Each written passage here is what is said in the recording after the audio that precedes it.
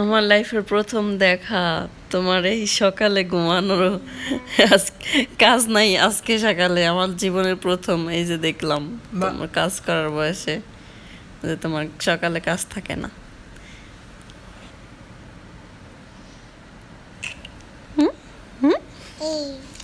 সব কটার ঘুম ভাঙছে আজকে সকালে সব।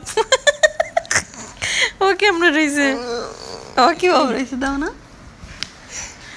আজকে আমাদের সবার ঘুম ভেঙে গেছে সকাল 7টায়, তাও আবার এই খাটাসের লিগে আমাকে ঘুম ভাঙছে। আরে বেতা ভাই কেমন আনলো রে এই খাটাস বাব্বিটি, এই খাটাস বাব্বিটির জন্য আমাদের ঘুমটা ভেঙে গেছে। ওর আব্বু আজকে বাসায়, আজকে জীবনের প্রথম দেখছি আর আব্বুরে এত সকাল অবধি ঘুমানোর। সবসময় প্রতিদিন ভোর 5টার সময় কাজে যায়, এখন আর আব্বুর কাজ নাই। আমারও ঘুমটা ভাঙছে।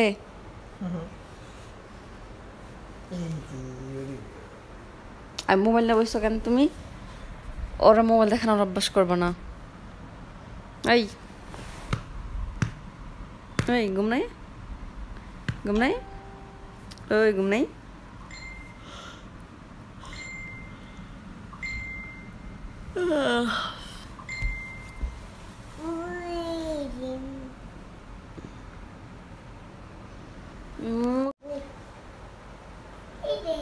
সকাল সকাল রাত্রে 2:30টার দিকে ঘুমাইছে, 2:30।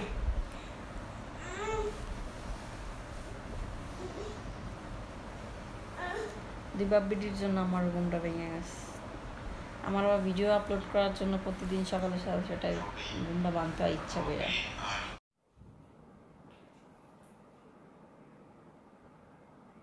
আজকে 2 বাব্বিটি রান্না করবা, খিচুড়ি। আজকে দুপুরে খিচুড়ি খাবো, বোনা খিচুড়ি। ইস 2 বাব্বিটি সকাল সকাল মুখ দিয়ে বেড়ায় একসাথে। ওরে আমার চিনা বেবিটা রে।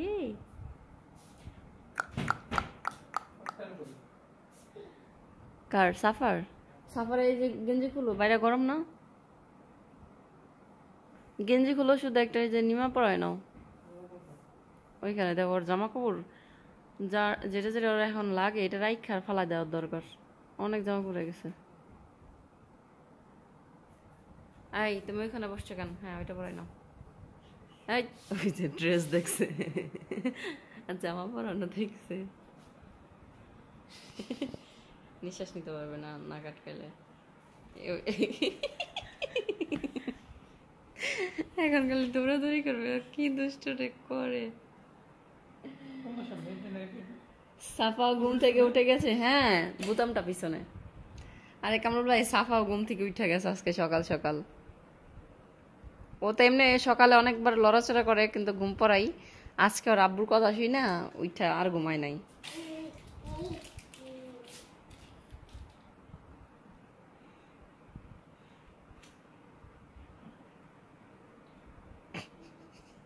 তোমার একটা হাত ঢুকায় বইয়া রয়েছে, তাহলে ও ঢুকাবে কেমনে?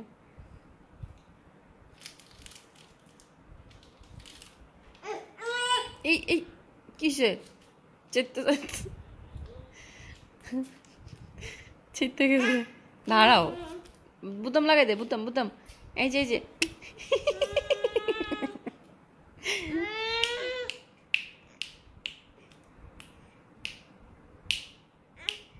কি হয়েছে কানে? কি হয়েছে কানে? কালকে লবণ পানি দিতে যায় আর কেমন যে করছে, আসতে আসতে পেট ব্যথা হয়ে গেছে। মারিয়াম কোথায় যাবা তুমি এখন? বাবার সাথে গাড়ি পরিষ্কার করতে?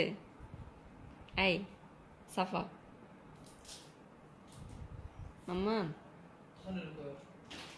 কার ওর জুতা? এই যে এখানে না, ওইখানে আসছে বাইরে, রুমের বাইরে। বাই বাই, আমি ঘুমাই। বাই বাই,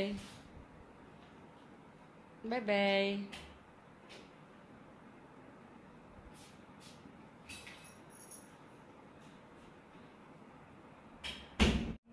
ঘুম থেকে উঠে কথা হবে।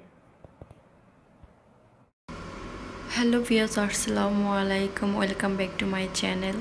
কেমন আছেন সবাই? আশা করি সবাই ভালো আছেন। তা আলহামদুলিল্লাহ আমরা অনেক ভালো আছি। সেটা অবশ্যই আমাদেরকে দেখে আপনারা বুঝতে পারতেছেন যে আমরা কতটা ভালো আছি। আলহামদুলিল্লাহ আজকের দিনের মতো আমাদের প্রত্যেকটা দিন এরকম আল্লাহর রহমতে অনেক ভালো কাটে। আল্লাহর কাছে লাখ লাখ শুক্রিয়া যে আমাদের লাইফটা এরকম হাসি খুশিতে ভরিয়ে দেওয়ার জন্য। আমরা যেরকমই হাসি না কেন, যেরকমই থাকি না কেন, আলহামদুলিল্লাহ আমরা অনেক ভালো আছি আমাদের হাসি খুশি লাইফ নিয়ে। দেন আজকের দিনটা হচ্ছে জুম্বার দিন। শাকিল সব জুম্বার দিনেও কোনো ছুটি পায় না, সকালে ওর কাজ থাকে। আর ও ওমানে আসার পর থেকে ভোর 5টার সময় ও উঠে কাজে যায়। বাট আমার লাইফে এই ফার্স্ট টাইম আমি ওরে দেখলাম যে কাজে না, আর কি জুম্বার দিন আজকে ও কাজে যায় নাই। তো আমার অনেক ভালো লাগছে। আর আমাদের আজকে জুম্বাটাও অনেক ভালো কাটছে। আর যেহেতু আজকে আমি অনেক তাড়াতাড়ি ঘুম থেকে উঠে গেছি আর ঘুম ভেঙে গেছে, সেটা তো তোমরা অলরেডি দেখছো।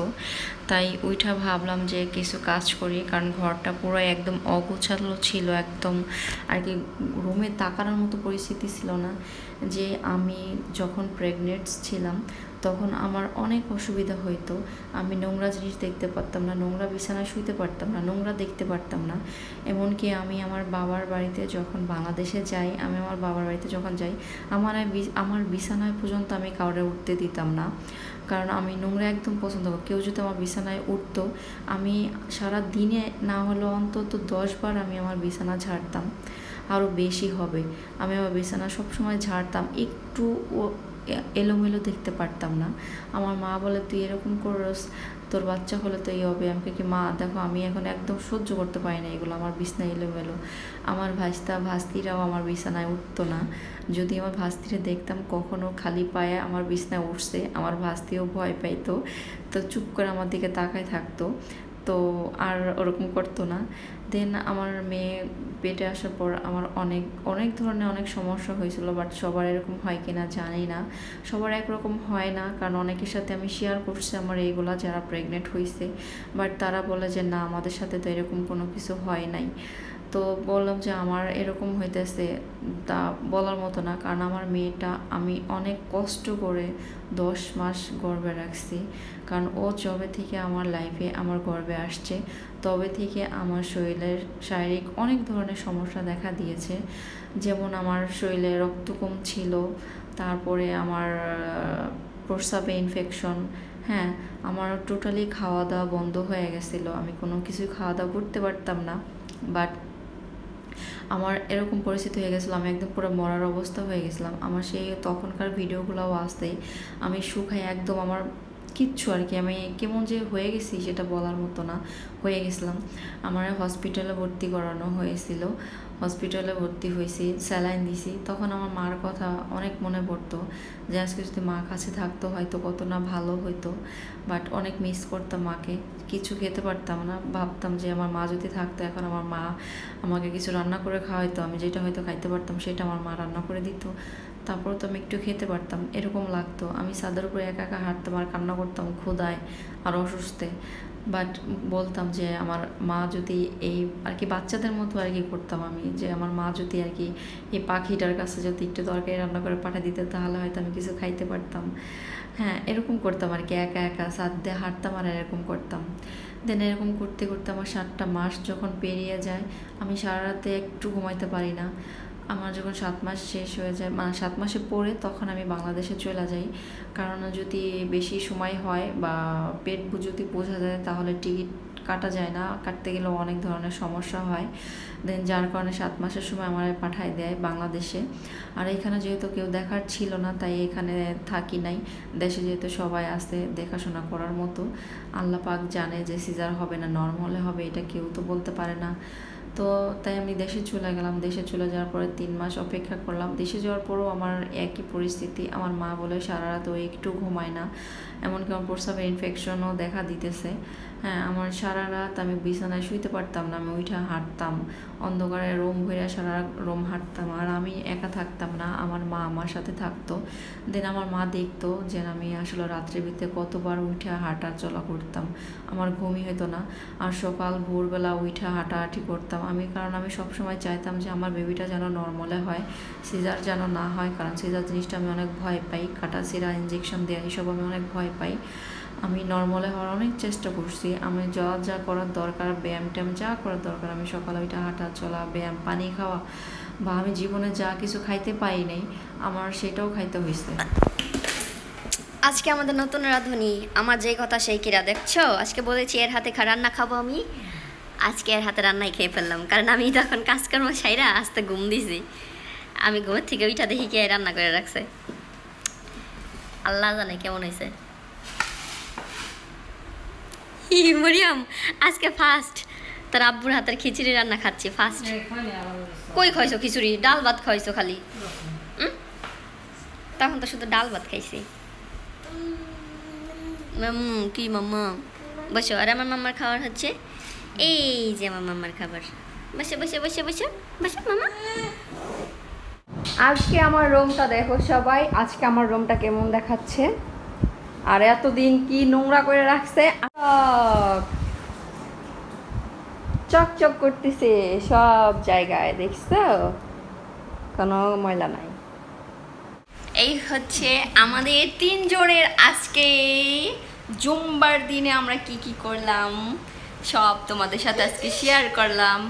আজকে আমাদের জুম্বার দিনটা কেমন কাটলো, কই আমি তো পাটকাই নেই, সেটা আজকে তোমাদের সাথে শেয়ার করলাম। সবাই অবশ্যই কমেন্ট করে বলবা, ভিডিওটা শেষ পর্যন্ত দেখবা আর বলবা যে ভিডিওটা কেমন হয়েছে। আর এই যে খাটাসের লিগে আজকে আমাকে 2 মাইজের ঘুম ভেঙে গেছে, এই খাটাস খাটাস। তো সবাই আমাদের জন্য দোয়া করবো, সবাই আমাদের জন্য দোয়া করবা যাতে আল্লাহ পাক আমাদের ভালো রাখে, এইভাবেই সারা জীবন যেন একসাথে থাকতে পারি। আর হচ্ছে ইনশাল্লাহ তোমাদের জন্য তো এই দেখো দেখো দেখো ইচ্ছি